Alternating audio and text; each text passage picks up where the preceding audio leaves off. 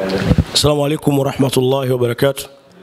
Habari zenu ndugu zangu na karibuni sana katika chaneli yetu ya Saa Bin Laden 786, chaneli ambayo inaelekeza tiba kwa kina, chaneli ambayo inafundisha tiba, lakini pia tunatibia kwa wale ambao wote wanataka tiba. Basi tunawakaribisha kuwatibia tiba yoyote ambao wanahitaji kwa uwezo wake Mwenyezi Mungu. Kwa sababu sisi ni sababu, ila Allah yeye ndo mfanyaji wa tiba. Yani Allah yeye ndo mponyeshaji wa kila maradhi, lakini sisi ni sababu ya wewe kupona kwa rehema zake Mwenyezi Mungu Subhana. Kwa hiyo leo hii nimekuja na somo la viumbe. Tunasema elimu ya viumbe. Watu wengi wakisikia pahali au sehemu kumeandikwa elimu ya viumbe wanakimbilia sana bila kujua masharti na vigezo, kwa sababu elimu ya tiba ni elimu ambayo inafuata masharti. Ni elimu ambayo kama haujui masharti basi hauwezi kuifanya. Lakini pia elimu ya viumbe ni miongoni mwa elimu ngumu katika elimu ya tiba, kwa sababu viumbe ni roho ambao zimeumbwa na moto. Jini yeye asili yake ni moto, asili yake ni moto. Ni miongoni mwa viumbe hatari sana sana sana. Kwa hiyo elimu ngumu, elimu ya viumbe ni miongoni mwa elimu ngumu katika elimu za tiba, kwa sababu kuja kuonana na kiumbe ambacho sio binadamu uso kwa uso, iko kitu kitakuwa ni miongoni mwa vitu unatakiwa kweli udhamilie mimi nafanya. Mwenyezi Mungu amevificha vile viumbe kwa sababu ni miongoni mwa viumbe ambavyo yani vina mabalaa, vina kashikashi, vina changamoto nyingi sana katika kuwaita. Leo nitakuelekezeni sana hii elimu ya kuita viumbe kwa ndani sana. Elimu, ukisikia mtu anasema elimu ya viumbe, ina maana hiyo elimu ni elimu ya majini. Sasa miongoni mwa masharti ambayo nalikazia sana leo ni mtu akiona sehemu imeandikwa ya kuita viumbe, basi lazima awe na vitu vinne. Cha kwanza, awe na uwezo wa kuvuta pumzi, afanye mazoezi ya kuvuta pumzi. Yani alafu unarudisha ndani. Unafanya hivyo taratibu taratibu, unakuwa na mazoezi ya kushika pumzi, ya kubana pumzi. Taratibu unaiachia taratibu, lakini sharti la pili, mwili wako kwanza usiwe na vifungo. Yani mwili ambao huwa hauna vifungo. Mwili gani ambao hauna vifungo? Ni ule mwili ambao ukitaka kitu unapata kwa wakati, mwili ambao hauoti mandoto ya ajabu, mwili ambao ukilala hauoti labda unamjamia labda jini mahaba, mwili ambao yani umetakasika aidha yani kiroho au kimizimu. Sharti la nne, sharti la tatu, mtu anataka kuita viumbe lazima yeye aseme mimi lolote litakalotokea halina shida. Lakini sharti la nne, hawe msafi, lakini uwe mtu ambaye unatoa sadaka aidha kwa mayatima, kwa watu ambao hawajiwezi kabisa, msikitini, lakini wewe unafanya kwa ajili ya Allah yeye akufungulie, kwa sababu Allah yeye ndio miongoni mwa wajuzi wa kila kitu katika ulimwengu. Ndani yake upo ufunguo wa ghaibu. Akwambia mja wangu huyu haone kitu fulani, basi wewe kwa mtundu kidogo utaona. Kwa sababu elimu ya viumbe ni elimu ambayo ili uijue kwa kina lazima uwe mtu msafi kiroho na kimwili. Lakini pia cha mwisho cha kuongezea, upangilie mizimu yako, kwa sababu kawaida kila binadamu anakuwa na mizimu ya kwao, manini, yani ayapangilie. Je, hiyo mizimu ya kwenu inataka ufanye iko kitu? Je, iko kitu kikija wewe utaweza kukimudu? Sababu kuna moja miongoni mwa watu siku moja aliambiwa, ukiita kiumbe unatakiwa usifumbue macho. Yani kaa katika huo mcholo lakini usifumbue macho. Ile mtu akakaidi. Alipokaidi alifikiri masiala. Unajua tiba ni imani na imani ni tiba.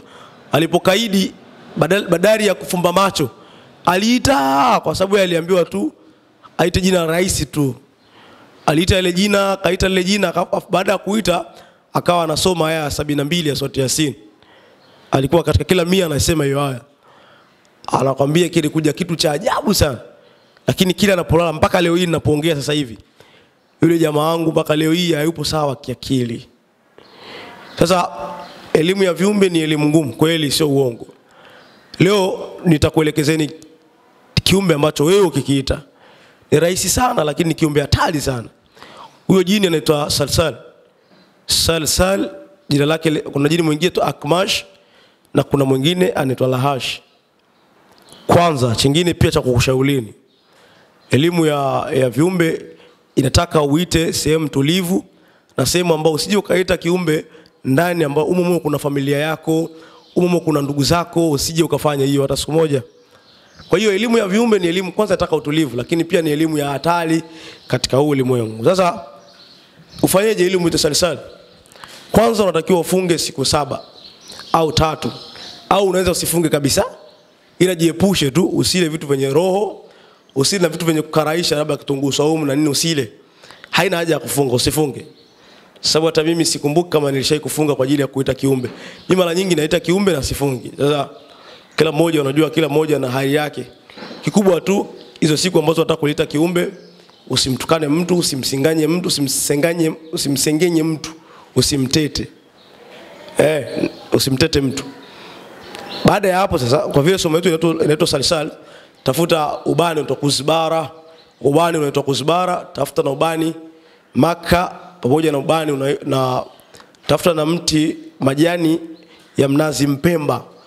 Mnazi fulani midogo, sawa, au kama kukosa mnazi wa mpemba, mnazi wa kipemba, tafuta jani la mtende, au unaweza kuweka mkunazi, majani ya mkunazi. Baada ya kutafuta hayo, chola sako. Sako ni nini? Chola duara hivi kwa kutumia chumvi ya mawe, kama unamuita jini wa mali, kama unamuita jini kwa ajili ya kinga au mizimu yako kuifungua, chola sako kwa kutumia unga wa sembe. Baada ya kuchola unga wa sembe, sawa, katikati weka nyota. Baada ya kuweka nyota, andika salsal katika karatasi nyeupe kwa kutumia damu ya njiwa, au kwa kutumia dhafarani nyekundu, andika salsal. Baada hapo weka, lakini ukiwa umekaa uwe na pete, ambayo hiyo pete imesomewa majina ya viumbe, utakuwa nao hivi umeivaa. Ukiwa umeivaa unafumba macho, unaanza kumuita Akmash, Akmash. Unasema a'udhu billahi minash shaitanir rajim. Kwanza soma hivyo. Baadaye sema Akmash au salsal. A'udhu billahi minash shaitanir rajim. Hii some kwa ajili yule jini atakayekuja sio miongoni mwa mashetani. Kwa sababu akiwa shetani atakupa kitu, lakini atakapokupa kitu itakuwa nipe nikupe. Baada ya kukupa kitu na atataka kitu. Wakija shetani atakwambia umpe damu, Sheikh. Wewe kila mwezi damu utaipata wapi? Au wataka kuua wenzako. Kwa hiyo baada ya hapo utaanza kumuita, atakuja. Moja kati ya ishara ya salsal kuja kwake, utakuja moshi mkali na uenda usione kile chumba kilichokuepo. Yaani baada ya yeye kuja, ishara yake ya kwanza utaona moshi mkali sana. Ule moshi utakapouona, wewe unatakiwa ujidhibiti, usikimbie, tulia.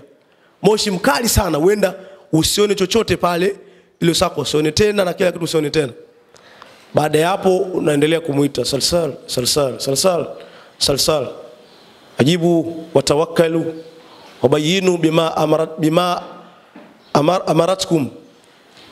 Kwa yale ambayo mimi nataka, jibuni na mnitii kwa yale ambayo mimi nataka nikuambieni nyinyi. Baada ya kumaliza kufanya, ule moshi utabadilika kuwa paka mweusi. Sasa huyo paka unaweza kumwambia na kuamuru wewe kiumbe salsal. Sawa. Baada ya kuamuru jibadilishe uwe katika umbo la kibinadamu. Yaani uwe katika umbo lako ambao Allah yeye amekuumbia. Usije katika umbo hili, kwa sababu ile umbo ukija utanitisha. Atajibadilisha. Baada ya hapo mtaingia mkataba baina kwake yeye na wewe. Kazi ya huyu jini unaweza ukamtumia kwa ajili ya kukuletea wateja katika biashara yako. Unaweza kumtumia kwa ajili ya kukuletea pesa akuletee. Unaweza ukamtumia katika majambo yako ya kinga. Kwa hiyo salsal ni jini ambaye katika sisi ambao tulianza kuita viumbe zamani sana, salsal ndio jini ambao ukimuita haraka anakuja. Kuna salsal, kuna malakun kindiasi. Huyo anamuita kwa kutumia ayatul kursi. Kuna namna unaifanya ubani wako unakuwa bani rose, lakini pia ukiwa unamuita unakuwa una njiwa pembeni yako, yani njiwa mzima ule anakuwa anakaa mkono wako wa kushoto, anatembea mule ndani, kisha unaanza kumuita huyo malakun kindiasi, ukiwa na udi rose na shivam. Hii ni elimu kwa uchache, elimu ya viumbe. Leo tumesoma kidogo kwa ndani. Kwa hiyo baada ya kusema hayo, mimi nakupendeni, lakini kwa yoyote ambao atafanya hii elimu ya kuita huyu salsal, ana majina matatu: Salsal, Akmash na Lahash. Kwa utachagua unatumia Salsal au Lahash, na kushauri ita kwa kutumia Salsal. Baada ya kusema hayo, mimi nakupendeni sana na amani ya Mwenyezi Mungu iwe juu yenu. Karibuni sana katika vipindi vyetu vya Osama bin Laden 786.